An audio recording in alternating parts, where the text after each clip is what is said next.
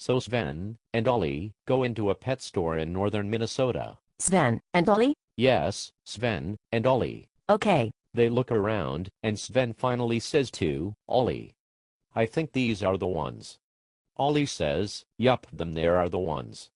They buy 5 birds and walk out of the store with the newly purchased birds. What kind of birds were they? They were budgies. Budgies? Yes, budgies. Small Australian parakeets. Budgies.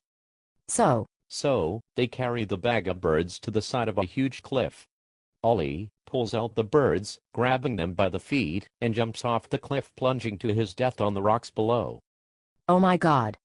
That's horrible. Yes, that is what Sven thought too, as he walked away saying, "This budgie jumping is not for me." You geek.